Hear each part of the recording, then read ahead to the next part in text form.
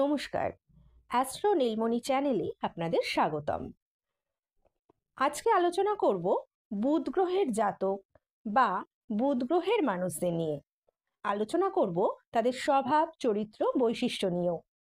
আলোচনা করব তাদের জীবনযাত্রা, তাদের ভালো লাগা, খারাপ লাগা, তাদের পছন্দ, অপছন্দ, তারা কিসের প্রতি আগ্রহ এবং কিসের প্রতি তাদের অনাগ্রহ, এই সমস্ত কিছু নিয়ে। এছাড়াও আলোচনা করব তাদের শারীরিক গঠন নিয়েও। প্রথমে আলোচনা করে নেব আমরা ভাগ্য বলতে ঠিক কি বুঝি। দেখুন, আমাদের ভাগ্য বলতে আমরা বুঝি আমাদের আর্থিক অবস্থা। এই আর্থিক অবস্থা ভালো হলেই আমরা সাধারণত বলি আমাদের ভাগ্য খুব ভালো। যেমন ধরুন, কেউ একজন সরকারি চাকরি পেল, বাড়ি গাড়ি করলো, আমরা তখন বলি, দেখেছিস ওর কি সুন্দর ভাগ্য। তো এই ভাগ্য তিনটি পিলারের ওপর দাঁড়িয়ে আছে: স্থান, কাল এবং পাত্র। প্রথম হলো আপনার পরিবেশ, মানে আপনি যে পরিবারে জন্মগ্রহণ করেছেন, আপনার বাবা মা এবং আত্মীয় স্বজন। ধরি একটি ধনী পরিবারের সন্তান হাসপাতালের পঞ্চম তলায় জন্ম নিল। ঠিক একই সময়ে একটি গরিব শিশু রাস্তার পাশে সেই হাসপাতালের নিচে জন্ম নিল।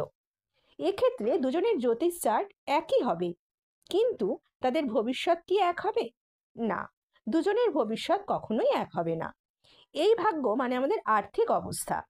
গরিব ছেলেটা তার পরিবার এবং পরিবেশ থেকে কোনো সাহায্যই পাবে না নিজের ভাগ্য গড়ার জন্য।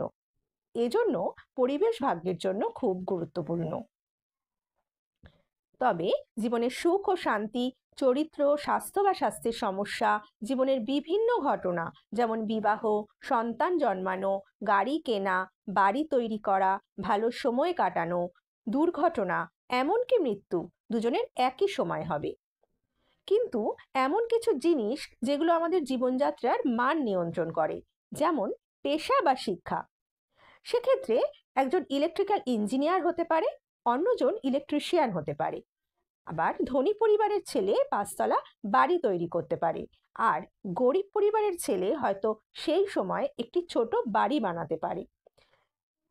এরপর আসি দ্বিতীয় পিলারে, যেটা হলো ইচ্ছা শক্তি। অনেকের মতে ভাগ্যে যা আছে তাই হবে। আমি কিন্তু এতে বিশ্বাস করি না। ধরুন, আমি আজ দিল্লিতে যাওয়ার পরিকল্পনা করছি। যদি আমি বলি ভাগ্য আমাকে সেখানে নিয়ে যাবে এবং আমি শুধু বাড়িতে বসে থাকবো, তাহলে কি আমি দিল্লিতে পৌঁছবো? এজন্য আমি বলি আমাদের ভাগ্য আমাদের ইচ্ছা শক্তির উপর নির্ভর করে। এরপর আসি তৃতীয় পিলারে, যেটা হলো আপনার জন্মছক বা গ্রহের অবস্থান। আমরা জ্যোতিষীরা কেবলমাত্র এই বিষয়ে বিচার করতে পারি। জন্ম তারিখ থেকে আমরা চরিত্র, উপযুক্ত পেশা বা শিক্ষা, শরীরের গঠন, স্বাস্থ্যের সমস্যা এবং জীবন ঘটনার সময়, যেমন বিবাহ, সন্তান জন্মানো, গাড়ি কেনা, বাড়ি তৈরি করা, চাকরি পাওয়া, ব্যবসা শুরু করা, এছাড়া ব্যবসার প্রকার, পদোন্নতি, ভালো সময় কাটানো, দুর্ঘটনা বা মৃত্যু, এগুলোর ভবিষ্যৎবাণী করতে পারি। এই তিনটি ভাগ্যের স্তম্ভ কখনোই সমান নয়। একটি গরিব ছেলে তার ইচ্ছা শক্তির মাধ্যমে জীবনে বড় উন্নতি করেছে। এই ক্ষেত্রে প্রথম স্তম্ভের শক্তি খুব কম ছিল। দ্বিতীয় এবং তৃতীয় স্তম্ভের জন্য সে তার জীবনকে উন্নত করেছে। যদি আমি আপনার প্রথম ও দ্বিতীয় স্তম্ভের শক্তি জানি, তবে আমি আপনাকে 100% ভবিষ্যৎবাণী দিতে পারি। এবার আসা যাক মূল আলোচনায়। বুধ গ্রহের জাতকদের শারীরিক গড়ন সাধারণত হালকা পাতলা হয়ে থাকে। কোমর সাধারণত অপেক্ষাকৃত সরু। এরা হাঁটতে চলতে কখনোই ক্লান্ত বোধ করে না। ছোটাছুটির কাজ এরা পছন্দ করে। এদের শারীরিক শক্তি কম হয় এবং একটু ভীতু হয়ে থাকে, তবে তা এরা কিছুতেই প্রকাশ পেতে দেয় না, কায়দা করে এড়িয়ে যায়। এরা ভীষণ বুদ্ধিও ধরে। চটপট কথার জবাব দিতে এরা খুব ওস্তাদও হয়ে থাকে। কোনো যুক্তিতর্কে এরা কিছুতেই হার মানতে চায় না। এদের মধ্যে কম্প্রোমাইজিং টেন্ডেন্সি থাকে খুব বেশি মাত্রায়। কিছুদিন আগে পর্যন্ত যার সঙ্গে ঝগড়া ছিল তার সঙ্গে কায়দা করে আবার সম্পর্ক তৈরিও করে ফেলতে পারে। প্রয়োজনে এরা মিথ্যার আশ্রয় নেয় খুব ঘন ঘন। এদের ওপর পুরো ভরসা করা ঠিক যায় না, কারণ এরা আজকে যা বলছে মানছে, কালকে সেখান থেকে অবলীলায় সরে আসতে পারে। আজকে যাকে স্বীকার করে মাথায় তুলবে, কালকে তাকে আবার অস্বীকার করেও ফেলে দেবে। এরা এক স্থানে এক নাগাড়ে বসেও থাকতে পারে না। এদের সঙ্গে বৃহস্পতির জাতক বা জাতিকার বিবাহ হতে পারে। এগুলো তো একটা সাধারণ বিচার গেল। এগুলো সবার সাথে মিলতেও পারে, আবার নাও মিলতে পারে। আপনার একেবারে নিজের হরোস্কোপ অনুযায়ী, অর্থাৎ জন্ম তারিখ ও সময় দিয়ে যে বিচার হয় সেটা সব থেকে পারফেক্ট হয়। এর মধ্যে কোনো ভুল ভ্রান্তি থাকে না, কারণ আমরা বিজ্ঞান ও যুক্তির ওপর নির্ভর করে জ্যোতিষ বিচার করি। প্রথমে আমরা জন্মের সঠিক সময় বের করার জন্য আপনার জন্মের সময় সংশোধন করব। এটি +- 15 মিনিট হতে পারে। তারপর আমি আপনার সমস্ত প্রশ্ন, যেমন শিক্ষা, ক্যারিয়ার, চাকরি এবং আপনার ব্যবসার বিষয়ে প্রেডিকশন দেব। আপনার পক্ষে কোন সাবজেক্ট ভালো হবে, কোন ধরনের ব্যবসা আপনার পক্ষে ভালো হবে, প্রতিযোগিতামূলক পরীক্ষা যেমন জেইই, নিট, ইউপিএসসি, এসএসসি ইত্যাদিতে আপনার সাফল্য কেমন আসবে, এগুলো আমরা আপনাকে বলবো।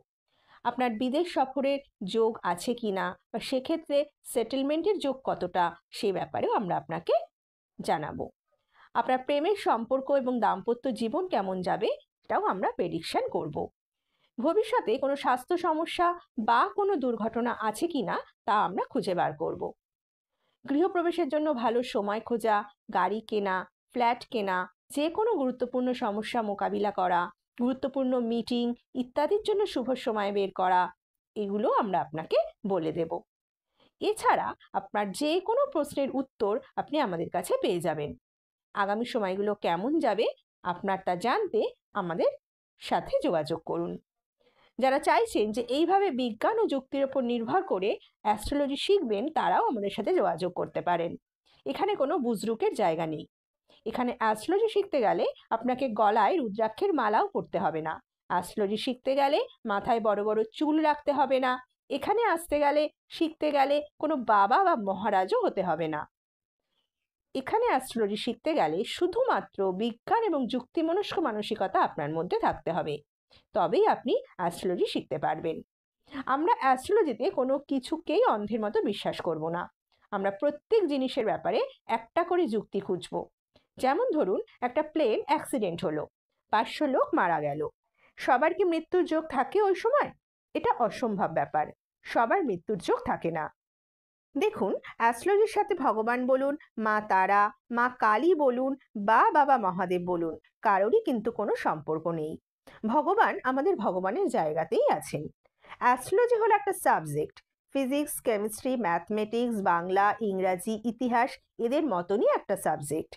যে সমস্ত অ্যাস্ট্রোলজার নিজেকে ভগবানের দূত হিসাবে জাহির করে, তাদের থেকে বিরত থাকুন।